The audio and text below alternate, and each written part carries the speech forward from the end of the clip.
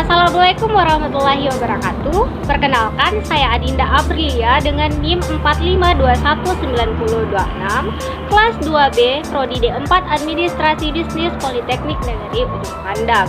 Pada video kali ini, saya akan membawakan materi mengenai manajemen kredit atau pinjaman.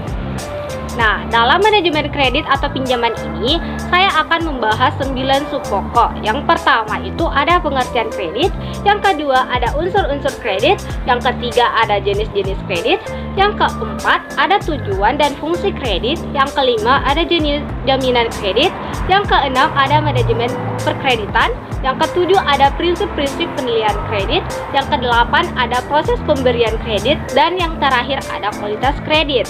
Nah, langsung saja kita bahas. Yang pertama itu ada pengertian kredit. Jadi, kredit itu asal kata kreder dalam bahasa Yunani atau kreditum dalam bahasa Latin yang artinya kepercayaan. Menurut Undang-Undang Nomor 10 Tahun 1998, kredit itu adalah penyediaan uang atau tagihan yang dapat dipersamakan dengan itu berdasarkan persetujuan atau kesepakatan pinjam-meminjam antara bank dengan pihak lain yang mewajibkan pihak peminjam melunasi utangnya setelah jangka waktu tertentu dengan pemberian bunga. Subpokok yang kedua, ada unsur-unsur kredit, di mana unsur-unsur kredit itu sendiri terdiri dari yang pertama ada dua pihak, yang kedua itu ada kepercayaan, yang ketiga penyerahan, yang keempat ada kesepakatan, yang kelima ada balas jasa, yang keenam waktu, dan yang ketujuh ada resiko. Nah, subpokok yang ketiga ada jenis-jenis kredit. Nah, dalam jenis-jenis kredit ini dapat diklasifikasikan dalam beberapa kelompok. Antara lain, yang pertama itu dari segi kegunaan. Nah, dari segi kegunaan ini sendiri terdapat dua kredit. Yang pertama, kredit investasi, dan yang kedua ada kredit modal kerja. Nah, yang kedua dilihat dari segi tujuan kredit. Nah, dalam segi tujuan kredit ini terdapat kredit produktif dan kredit konsumtif.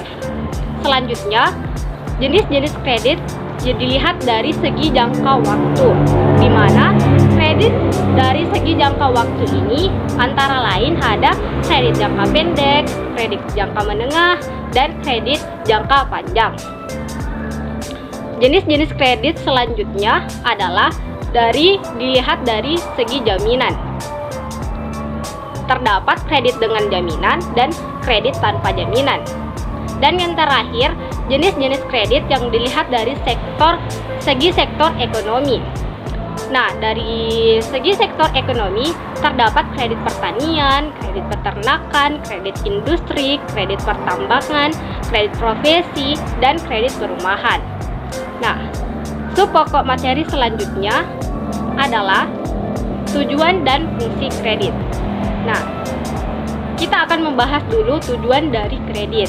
Jadi, tujuan dari kredit itu yang pertama mencari keuntungan, yang kedua membantu usaha nasabah atau meningkatkan kesejahteraan masyarakat, dan yang terakhir itu membantu pemerintah atau untuk menggerakkan roda perekonomian. Kemudian, fungsi kredit.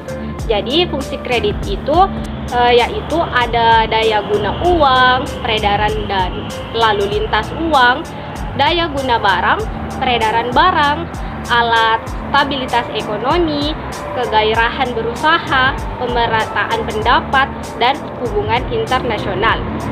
Subpokok materi yang kelima ada jaminan kredit, di mana jaminan kredit sendiri ada 4. Yang pertama, barang. Yang kedua, ada surat berharga. Yang ketiga, ada orang atau perusahaan. Dan yang terakhir, ada asuransi. Nah, sub materi selanjutnya ada manajemen perkreditan. Jadi, dalam manajemen perkreditan ada hal-hal yang perlu diperhatikan. Yang pertama itu kita perlu memerhatikan prinsip kehati-hatian dalam perkreditan. Yang kedua, kita perlu memerhatikan organisasi dan pejabat yang berhak memberikan kredit.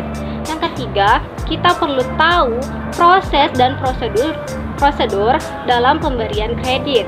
Yang keempat ada kita harus mengetahui dokumentasi dan administrasi kredit itu sendiri.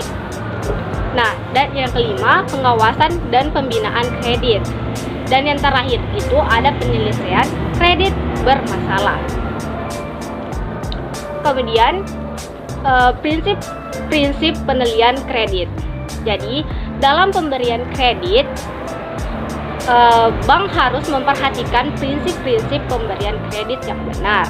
Ada beberapa prinsip kredit yang sering dilakukan, yaitu dengan analisis 6C dan analisis 7P serta studi kelayakan usaha. Nah, untuk analisis 6C terdapat karakter, capacity atau capability, capital, collateral, condition, dan constraint.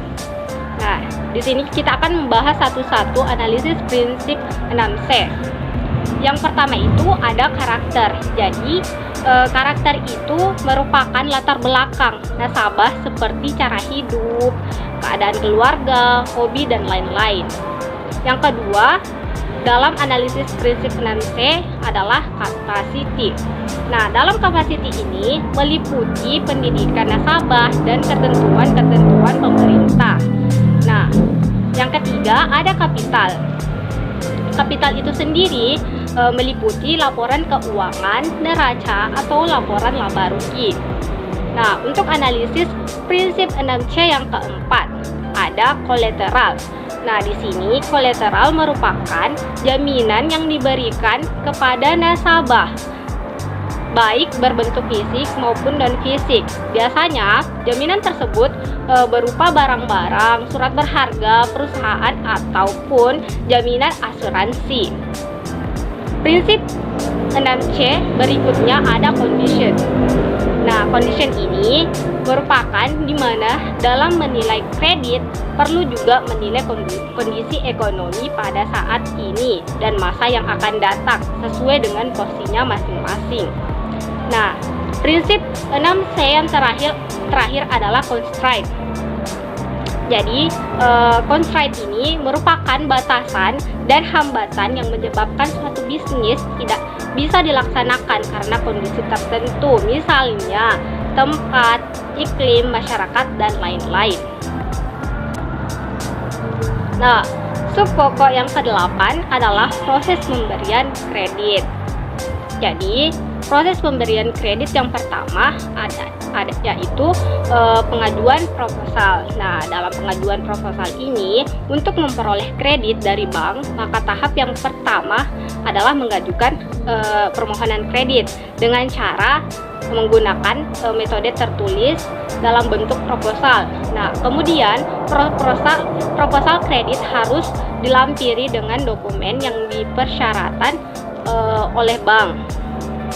Yang kedua itu proses pemberian kredit yang kedua adalah penyelidikan berkas pinjaman, di mana tujuannya adalah untuk mengetahui apakah berkas yang diajukan sudah lengkap sesuai persyaratan yang ditetapkan. Nah, proses pemberian kredit yang ketiga adalah penilaian kelayakan kredit, di mana dapat dilakukan dengan menggunakan prinsip 6C, prinsip 7P, dan studi kelayakan usaha yang telah dijelaskan. Nah, untuk proses pemberian kredit yang keempat adalah wawancara pertama. Jadi tujuannya adalah untuk mendapatkan keyakinan apakah berkas-berkas tersebut sesuai dan lengkap seperti yang bank inginkan. Nah, untuk proses pemberian kredit yang kelima ada peninjauan ke lokasi atau on the spot. Nah, untuk proses pemberian kredit yang keenam ada wawancara kedua. Jadi di sini pada wawancara kedua ini hasil peninjauan ke lapangan dicocokkan dengan dokumen yang ada serta hasil wawancara satu dengan wawancara kedua. Kemudian wawancara kedua ini merupakan kegiatan perbaikan berkas jika kemungkinan ada kekurangan-kekurangan pada saat telah dilakukan on the spot ke lapangan. Nah, untuk proses pemberian kredit yang ke-7 ada keputusan kredit, di mana dalam keputusan kredit ini kita menentukan apakah kredit layak untuk diberikan atau tidak. Nah, untuk proses pemberian yang ke-8 adalah penandatanganan akad kredit. Nah, dan yang terakhir, proses pemberian kredit yang terakhir adalah realisasi kredit. Di sini realisasi kredit setelah akad kredit ditandatangani, maka langkah selanjutnya adalah merealisasikan kredit. Jadi realisasi kredit diberikan setelah penandatanganan surat-surat yang diperlukan dengan menukar slop atau tabungan di bank yang bersangkutan. Kemudian sub pokok yang terakhir. Nah, di sini ada kualitas kredit. Jadi hampir semua bank masih mengandalkan penghasilan utamanya dari penyaluran kredit.